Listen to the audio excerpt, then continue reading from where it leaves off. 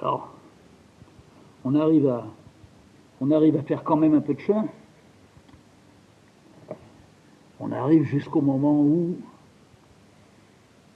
on a fait le plein. On croit avoir fait le plein des émotions quand on se rend compte de ça. On regarde un petit peu et on est comme effrayé. Il y a tout ça. Non pas qu'est-ce que je vais faire de tout ça, mais il y a tout ça. Et tout ça, ça vous a rendu, à votre insu, singulier, alors que vous ne vouliez pas être singulier. Alors que ce sont les autres qui sont singuliers de ne pas l'être. Alors il va falloir se taire. Parce que si vous ouvrez la bouche, ou bien vous allez les faire rigoler. On n'a pas du tout envie de ça. Ils vont entendre ça comme... Ils aiment être amusés.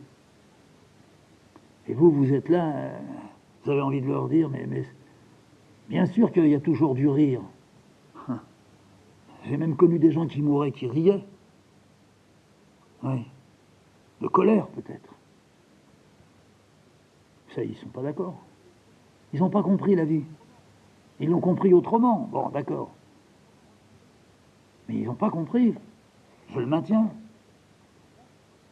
Alors, leur monde, c'est pas le mien. Ça, Georges, il avait raison. Moi, ça ne m'intéresse pas. Je suis bien obligé de dire aussi, ça ne m'intéresse pas, leur... C'est pas qu'il y a des balivernes, il y a de bonnes balivernes dedans. Il y a des moments où, oui, c'est vrai, ça coule. Alors, si c'est ça, on change un peu, on utilise ça. Il y a de la poudre un peu partout pour faire de la couleur. On peut écraser de l'ortie, ça fait un vert jaune. Moi, je l'ai essayé. Ça dure pas longtemps quand ça sèche, mais il n'y a pas que la couleur des tubes. Je suis tout à fait prêt à dire oui à ça. Mais cette singularité non désirée qui vous met vraiment sur le bord, il n'est pas du tout question de se dire il faut donc en faire quelque chose. Ça ne se situe pas là. Ça serait plutôt il faut quoi, je ne sais pas. Mais il faut s'écarter. Je ne vois pas autre chose. Il faut s'écarter puisque, au fond, il n'y a pas tellement de questions de partage là. Non.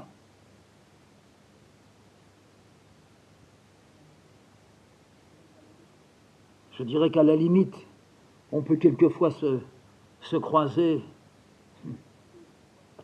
avec eux et soi autour d'un feu, d'une table, d'une cuisinière, d'une soupe, et poser la question, ça vous arrive de rêver?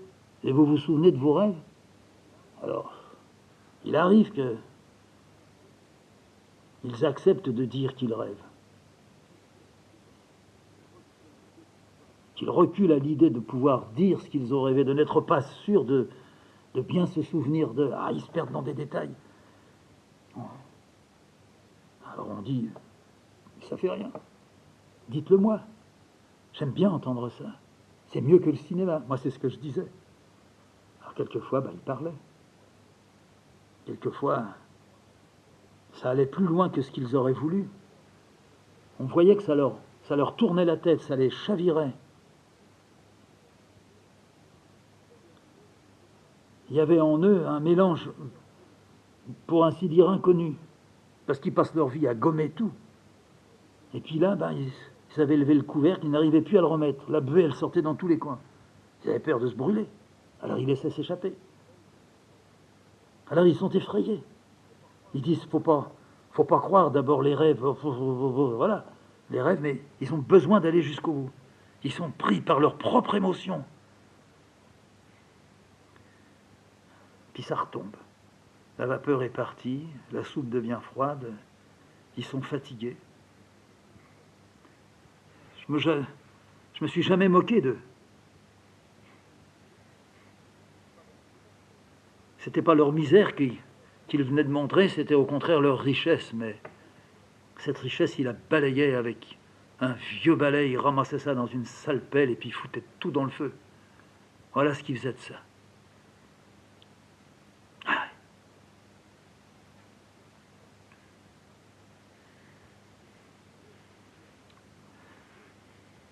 Si je veux, ici à la chatte, le matin, si je veux le matin croiser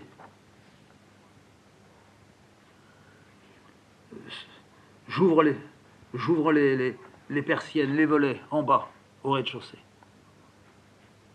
Je regarde quelle heure il est. 6h15. Si je veux, je les ouvre à 6h15. Je suis à peu près sûr de tomber toujours sur le même homme vieux qui marche dans les rues de la Châtre. Le matin, à 6h15, il passe devant mes fenêtres. Comme il sait que de temps en temps, j'ouvre à cette heure-là, il me semble qu'il attend pour pouvoir passer à ce moment-là. Il s'arrête sans doute dans la rue. Il entend que la ferraille des gonds grince. Il se dit, ça y est, il ouvre, hop, il arrive. Au moment où j'accroche mes volets, je vais comme pour refermer ma fenêtre. Moi, je passe un œil à droite, un œil à gauche, il est là. Alors il marche tout doucement. Il a le col relevé, les deux mains dans les poches, un béret incliné un petit peu sur les yeux. Il a le dos voûté, on dirait Jules, le père de Cécile. On se regarde. Je lui dis bonjour. Bonjour. Il fait froid? Oh non, pas vraiment. C'est tout. Il s'est arrêté, mais maintenant il repart. J'ai vu ses lèvres. Il a toujours le teint gris. C'est le premier bonhomme à qui j'ai pu dire bonjour en arrivant à la Châtre. Après des mois de vie ici. Je l'ai regardé, il tournait la tête, tous. On n'aime pas celui qui arrive. On n'a jamais aimé l'étranger, l'artiste. L'artiste, c'est pas un étranger, c'est bien pire que ça. C'est insaisissable. Il y a tout à craindre d'un artiste. Même s'ils disent oh, j'aime, moi beaucoup, gna gna gna. Un jour, je l'ai vu, le petit vieux. Il y a une auberge à côté de chez nous, à l'Escargot. Ils mettent les menus accrochés dehors, derrière une petite vitre. Je l'ai vu, il est resté longtemps à lire. Il les a donc lus plusieurs fois. Je ne sais pas s'il est fauché ou pas. Apparemment, il doit avoir une maison. Pourquoi est-ce qu'il marche depuis le matin de bonne heure jusqu'au soir très tard? 75 ans, il s'entretient, il fait comme le père de Cécile, il marchait beaucoup. Je l'ai vu il n'y a pas très longtemps, au bureau de la gare à la Châtre. Il était assis, dans la petite salle d'attente. Il n'y avait pas de car, il n'y avait rien, il n'y a pas de train ici. C'est les cars qui passent. J'étais venu chercher un billet, j'ai demandé à l'employé, il vient de temps en temps ici, ce monsieur-là? Il m'a dit oui, l'hiver surtout. Ah, il vient chauffer. Oh non, non, il vient passer un moment.